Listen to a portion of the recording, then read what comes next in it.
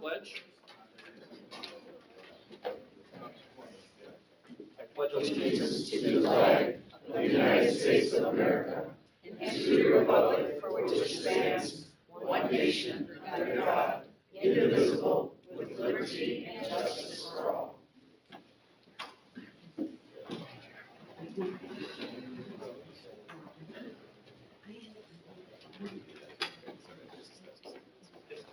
First up, are there any new appointments to the commission? We do have one official new appointment, and welcome Thomas Black from the City of Highland, Town Highland. Good to see you. Well, thank you for being here. And then I'd also like to recognize Barb Bregnitz from Porter County Commission. She will be our representative on this board, so very welcome to have you here. Congratulations. And also acknowledge Trent McCain, who's here from Jerome Prince's office from the City of PRA. So welcome today. Thank you.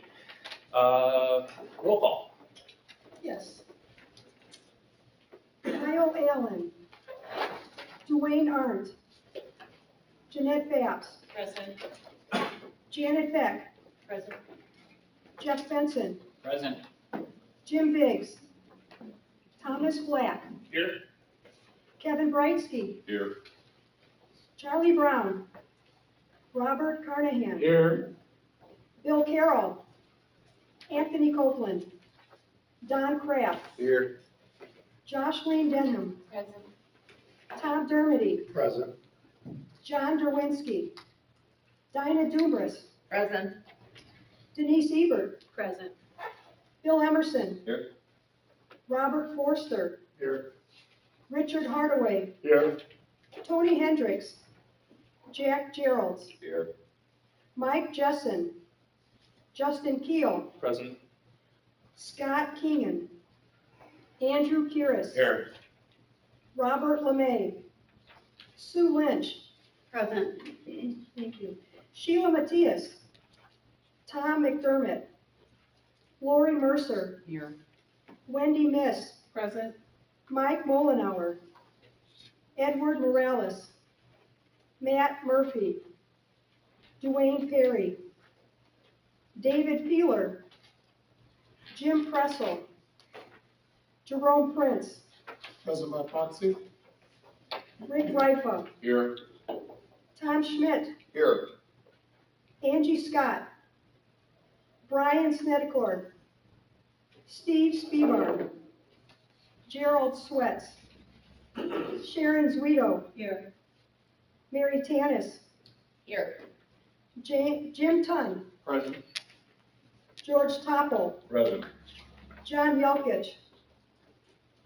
One moment.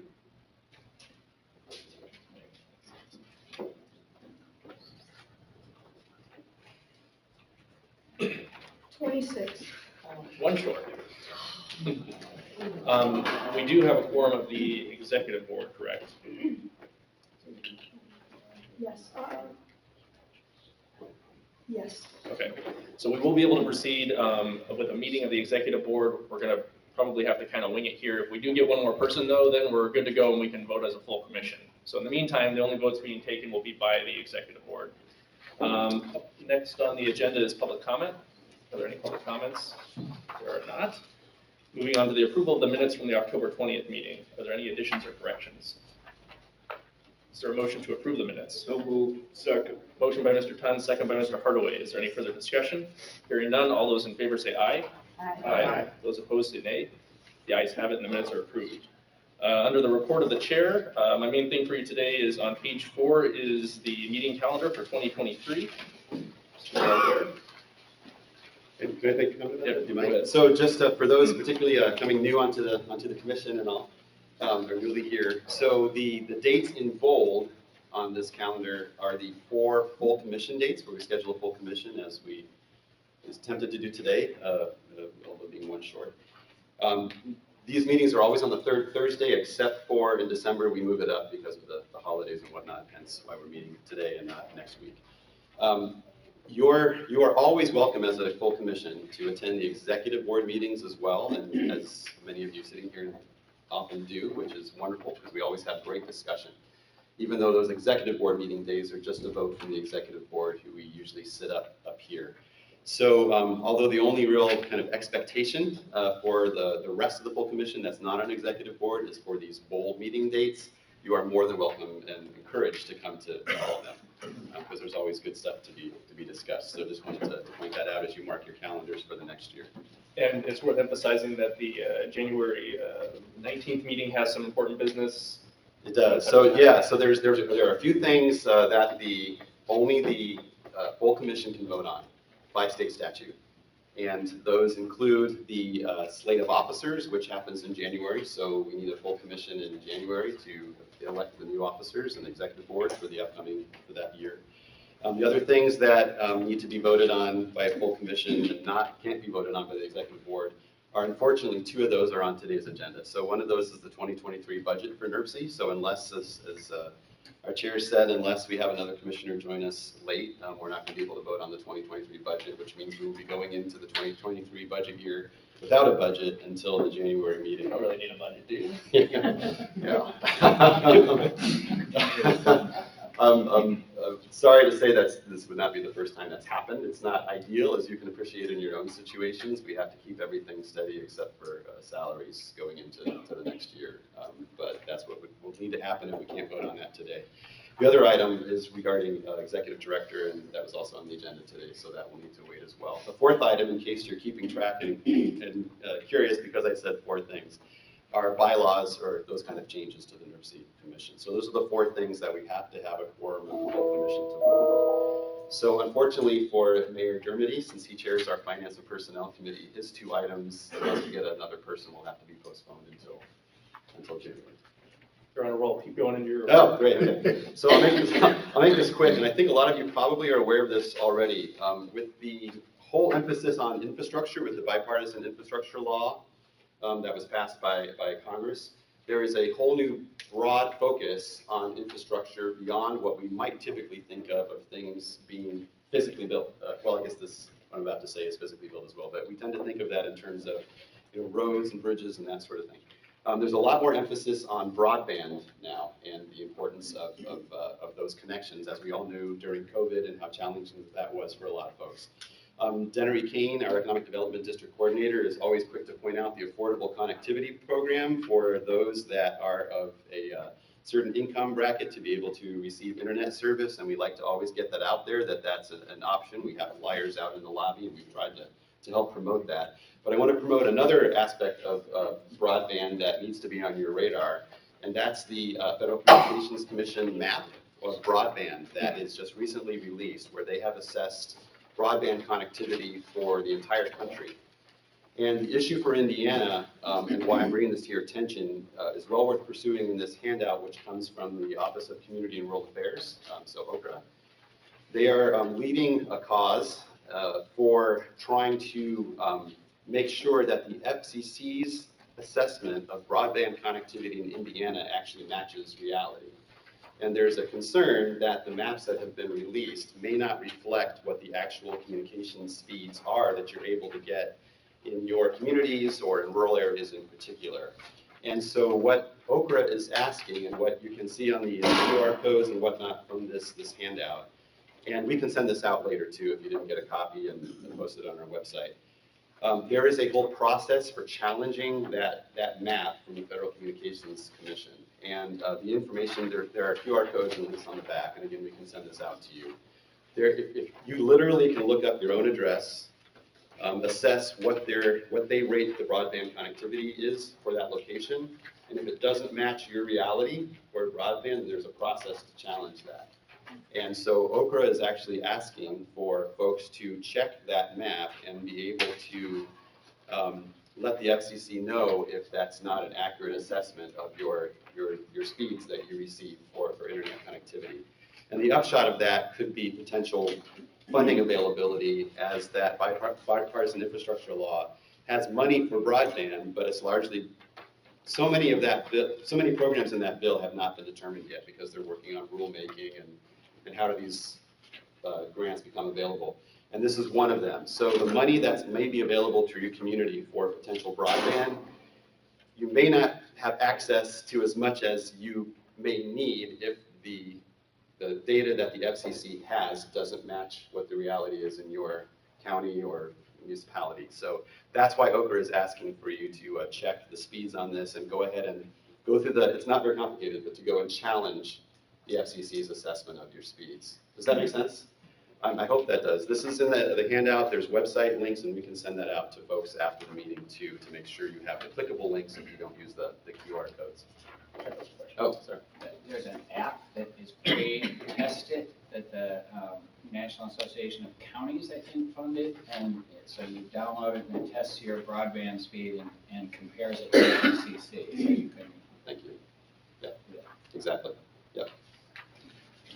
That's really all I wanted to share in my report. I'd be glad to take any other questions about anything for that matter, but I wanted to make sure that was out there. Any other questions? If not, we will move on to the, thank you. We will move on to the report of the Environmental Management Policy Committee. Mr. Emerson. Thank you, Mr. Chairman. Good morning, everyone. In your packet, you have meeting minutes from our April 7th and August 4th meetings. We also recently had our most recent meeting was November 3rd, where we had Kathy Luther did a great presentation on the Land Emissions and Removal Navigator, which is a program from the Climate Action Framework that sort of allows communities and any land area to kind of look at how the topography, how wetlands have changed, forests have changed, how that all impacts emissions removal, CO2 sequestration in those areas. So it's really kind of a cool program that Kathy found for us and presented. So that was really great. Jennifer Birchfield from NERC also did a presentation on the Natural Hazards Resiliency Needs Assessment, which is a program that if your community's not has not looked at that yet, she's trying to get other communities, and Lake County is going to participate in that to sort of do like an inventory and an analysis of how resilient you are and how ready you are for just various emergencies, including floods and things like that. And then we also approved the scoring for the environmental and air quality scoring for the next NOFA at our meeting. So a lot going on in the Environmental Management Policy Committee. Our next meeting is scheduled for January 5th at 9 a.m. right here. We're all invited, so be there or be square. Thank you. Thank you. It's okay with Mr. Germany. I'm going to skip past finance and personnel because we can't really prove much of anything there. And if we don't end up getting quorum, we'll come back to it and cover the stuff that we. I have a question. I just counted heads. It looks like we've got over 27 if all these people at the table are part of us. Unfortunately, there's I hate to call it the end, but there's two situations that technically aren't a formal appointment, although we're very glad to have them at the table. So one, Barb Regnitz is going to be our commissioner, but she hasn't been formally appointed by the county yet. So unfortunately cannot count towards that quorum. And I'm very happy to have Trent here, but Trent is technically staff to the city of Gary and is not an elected official, so cannot count as the vote as well. So although you're correct, there are enough bodies here and folks represented. Unfortunately, we can't legally count them into the quorum for the commission. Mr. Director, though, just for one point though, that we did pass in the handbook, the additional holiday, Juneteenth, as a federal holiday here for NERC. So, and that does not need the complete vote here. It can be voted on in committee. Yep, correct. Thank you. Moving on, skipping over the rest of that to Technical Planning Committee, Mr. Reitsky. Thank you, Mr. Chair. Technical Planning Committee met on Tuesday, November 15th. There is one action for consideration today, which is Resolution 2222, adoption of updated transportation performance measure targets. Scott Weber will explain the action. This resolution can be found on pages 26 to 27 of your packet. And the Technical Planning Committee recommends adoption of Resolution 2222. Good morning. Good morning. You'll find Resolution 22-22 on pages 26 to 31 of your agenda packets this morning. This resolution seeks to set updated performance measure targets.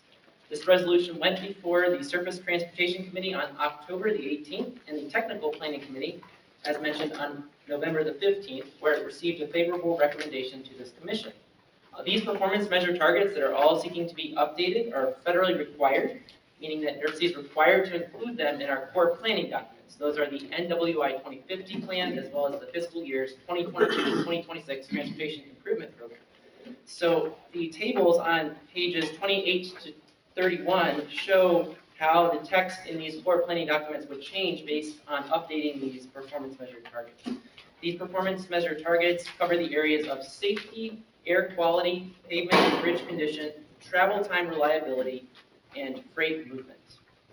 So if you were to look through the tables, I'm not going to go through all of them, but you can see how the amended text differs from the original text in these core planning documents and how we update these performance measure targets. NERC staff consulted staff with the Indiana Department of Transportation in seeking to update these targets.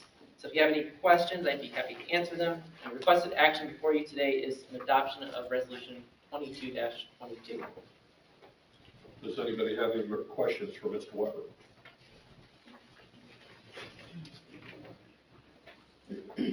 As noticed, this does come with a favorable recommendation. Is there a motion to approve resolution number 22-22? So moved. Second. Motion by Mr. Dermody, second by Ms. Lynch. Is there any further discussion? Hearing none, all those in favor say aye. Aye. Those opposed say nay. The ayes have it and the motion is adopted. Also on the agenda is Emergency Transit Amendment 22-07.5 to the 2022-2026 Transportation Improvement Program, which can be found on page 32 of your packet. This does not require any action by the commission. Charles Bransky will provide information on this amendment, as this is an informational presentation. Good morning, everybody. Good morning. On November 28th, NERC passed an emergency amendment to the Transportation Improvement Program that we have here. To give you a little background, in certain cases, the director can approve an amendment to NERC's Transportation Improvement Program. Those are cases where safety is involved, and those cases where loss of funds may be involved. Federal highway funds evaporate at the end of each fiscal year. So if we don't spend them, we lose them. And so a lot of times we'll do a emergency amendment towards the end of the year if we need to program some funds, last minute funds. The other one is, like I said, is an emergency for safety. You may think of it as if a bridge got struck or something like that. We had a disaster, heaven forbid, whereby we needed to fix some of our infrastructure, whatever that infrastructure may be, where safety is involved. If you had a bridge that was falling or a road that was washed out, we could apply some of those federal funds to fix those. But in order to apply federal funds to the project, we need to have it in the Transportation Improvement Program. In this case, the South Shore NICD needed to get a crossing in for their Ogden Union Station. This has both pedestrian as well as motor vehicles crossing at Hillcrest and US 12. So they need to update that, modernize that project. And so they're working with Canadian National.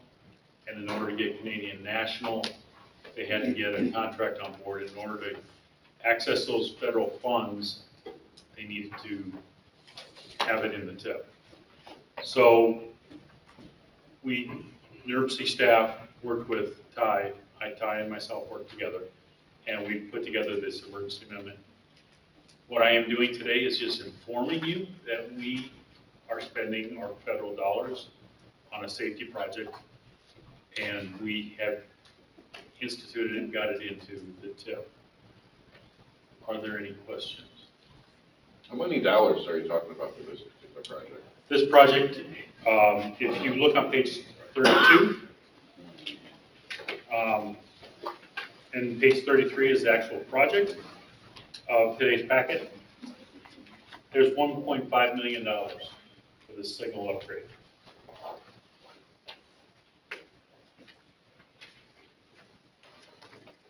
to me, it was a timely and appropriate expenditure to get the railroads to cooperate. You, as most people in this room, have dealt with railroads, and they're agreeable. It's the time. We do have a couple railroads running through the neighborhood, through the region. Like I said, everyone here deals with it. Are there any other questions? So I have a question. Yes. So the $1.5 million is it funds that were gonna go away if you didn't do this, or this is just? This is mainly a safety project, because the funds that are on this project are railroad safety funds, so they are NDOT funds, NDOT controlled funds. In order for NICTE to access these Has to be in funds, the plan. has to be in our program, yes, Great. Thank you. so. Any other questions? Okay, good work. The next meeting of the Technical Planning Committee will be Tuesday, January 10th, 2023, at 10 a.m. at NERC offices.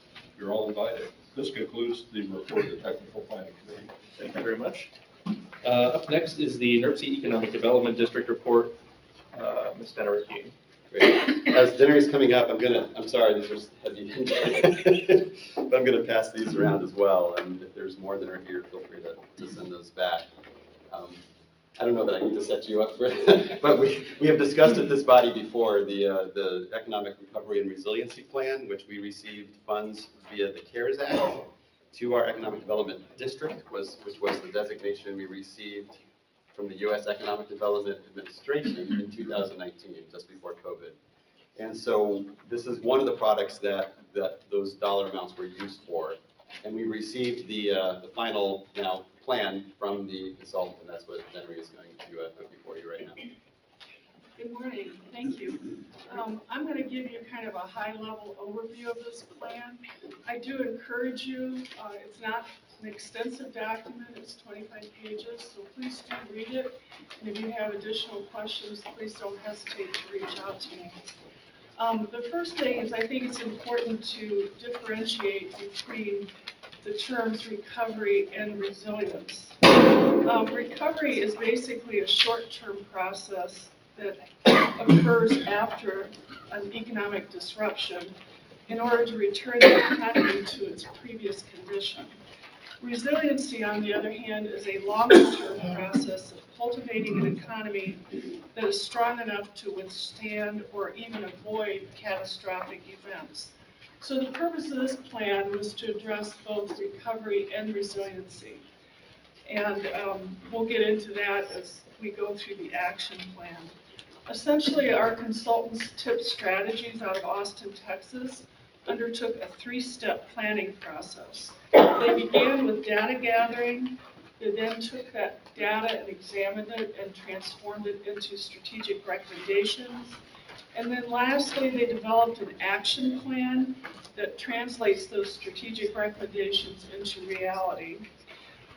There were 5 guiding principles that guided this plan: sustainability, diversification, collaboration, equity, and for the plan to be forward-thinking, meaning a long-term focus. There were 3 goals that were identified for targeted action: infrastructure, talent and workforce, and business vitality.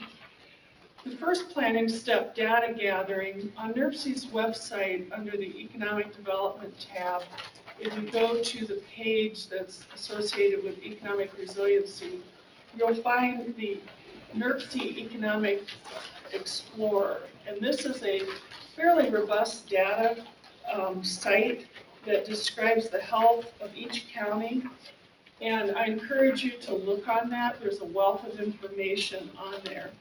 In the plan, a lot of that data was highlighted under several areas. And I'll just summarize some of those for you.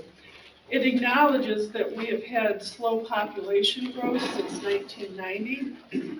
It also acknowledges that our education levels are low, and that in turn translates into lower median household incomes. It also reveals that compared to 2001, employment gains have not kept pace with population growth trends. And then the other ones are summarized on page 6, 7, and 8, if you care to read it in more detail.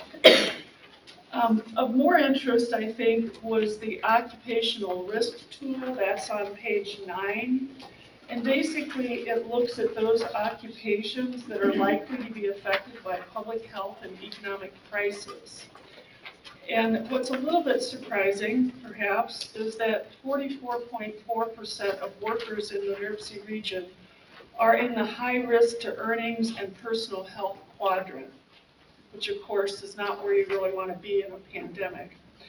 74.1% of the jobs in this quadrant are low wages. And this impact is hardest on the Black, Indigenous, people of color populations, since they are disproportionately employed in lower wage jobs. So the conclusion is that there's an urgent need for a more diversified economy, plus reskilling and upskilling so that there's more job choice for workers. In addition, an employer survey was conducted. We were able to get 101 responses. And they noted in this survey that their most important concern was attracting and educating a skilled workforce. In addition, they also pointed out that they felt that investment in infrastructure was critical. Furthermore, we held 11 roundtables, and on page 11, it highlights the different roundtable groups that we reached out to. These ranged from young professional to higher education. And those are very revealing roundtable discussions. We also performed a SWOT analysis, and this is summarized on pages 12, 13, and 14.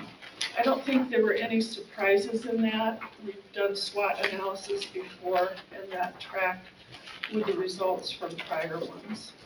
And so then the meat of the plan is basically beginning on page 15, which is the action plan. And this aligns with the 3 goals that I mentioned before. Those of you that were familiar with the IGNITE plan that was done by the Forum several years ago may recognize a few of the items in the action plan.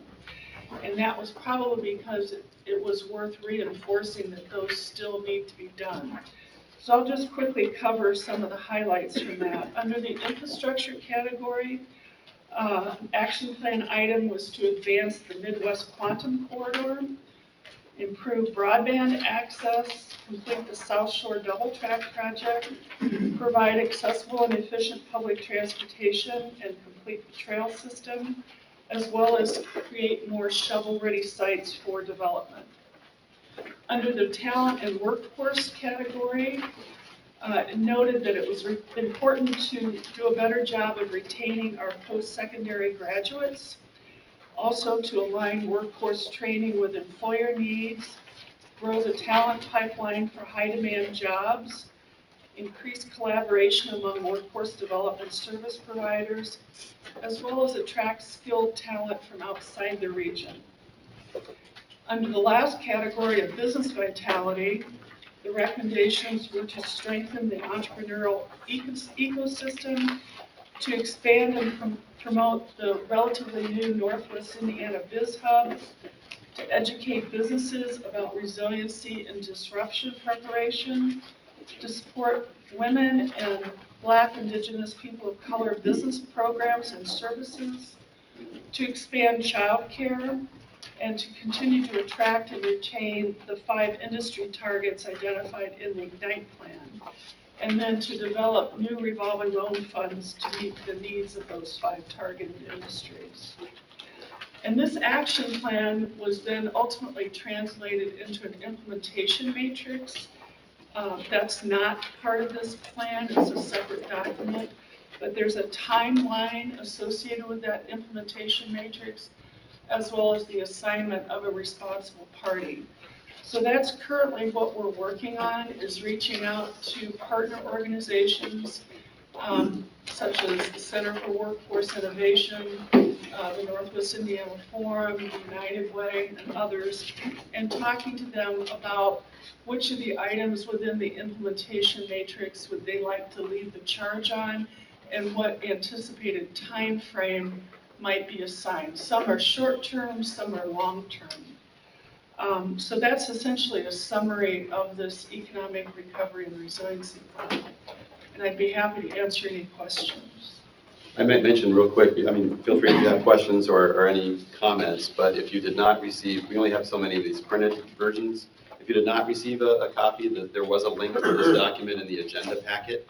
And shortly after this meeting, we'll be posting up on our website, there's a section called Economy in Place tab, and then below that tab, there's an Economic Recovery Resilience menu item, and this will be posted there as well, so it's available electronically.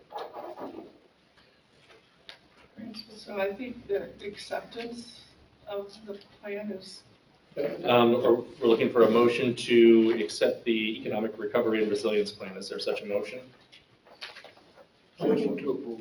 Motion by Mr. Hardaway, is there a second? Second. Second by Mr. Tun. Any further discussion? Hearing none, all those in favor say aye. Aye. Those opposed say nay. The ayes have it, and the plan is approved. thank you. Nice work. One last item, I'll just call to your attention that I'm in the process of arranging calls with our economic development representative, James Winters, who works for the EDA, Who used to be NERC's. my former NERC staff. And if you have projects or ideas that you would like to discuss with him, please reach out to me. I'd be happy to facilitate getting those calls put together. As well as for those of you that may not be familiar with EDA funding, it's a nice chance for both James and I to kind of refresh you a little bit on the funding opportunities that are out there, so you can keep that, top of mind as you think about projects for your community. And those same EDA programs are also advertised on the NERC website. So please reach out to me. If you want other staff members involved, we'll get a conference call together. So thank you. Thank you. Up next is the report from INPACT. Mr. Deitchley. Good morning. Community Crossings, as most of you probably are aware, was announced, the award winners were announced earlier this week. We had 220 locals across the state that were taking part in about $120 million being distributed, so good news there. Here in the NERC area, $1 million awardees, Burns Harbor, Crown Point, Hammond, Hobart, LaPorte County, and Lake County. So also 12 other NERC area folks were able to get awards as well. So if you're looking ahead to the next call, that's next month. It goes live on January 2nd, which is my birthday. Please don't send gifts, that won't get you any awards. I promise that won't turn in favor, but it'll get a smile for me. That closes on Friday, January 27th as well. Work on 94 and 65 are done for the year, hooray. Just in time for the snow to fall, of course. We do have a little bit of work on 94 to wrap up, some striping work and guardrail. Might be some nighttime closures and rolling closures, but mostly that's all taken care of. But an early Christmas present for next year will be that we'll do more work on 65 and 94. I know that's a shock to everybody, so please stay in your seats. We will be doing some work on between 53rd and 94 for 65. And on 65, we'll be doing work on between Klein Avenue and 65. So a lot more work to do. As you all know, it's a busy thoroughfares, and so because of all that traffic, we continuously need work. I know we hear all the complaints all the time about how it's never done. That's part of the nature of the beast, so we roll with it. But we are looking forward to some more advancements next year with our TISMO project. We're looking for some new maintenance of traffic to help move things a little more efficiently. So more coming next year with that. Lastly, I have our Pell study for US 30. We had our initial round of public involvement this past week. We are calling that ProPel, which I think is hilarious. ProPel US 30. We took hours and hours to come up with that one. The public hearing was held on Wednesday, November 30th in Oregon Davis. There's 100 people came for that one. We also have a Pell study, which is not in the NERC area on 31 as well. So we're working through that as well as some public hearings. So if you have questions on that, let me know. We're still working through that process pretty early on. But the public involvement has been really robust lately, which is really exciting. The public hearings had a lot of people participating and sharing their thoughts, which is exactly the whole point of the Pell. So it's been encouraging. And that's all I've got, unless anybody has questions for me. I don't represent Low, but I had a Low resident question me. You did Route 2 paving, and it's called Indiana and Grant, but I call it the 9-mile stretch They wanted to know why a turn lane wasn't put in there because she told me traffic gets backed up there and you can't go straight Sure. when you're trying to turn. I'm not aware of the specific scope of that project. I believe that was, most of that project, and Adam, correct me if I'm wrong, was rehab from a previous project that we had some challenges with the previous project a couple of years ago, so most of that was rehabbing that. In terms of the turn lane, that wasn't part of the scope, but something sort of we can look into. I'm not sure what the details are on that, but I'll take a look at it. All right, thank you.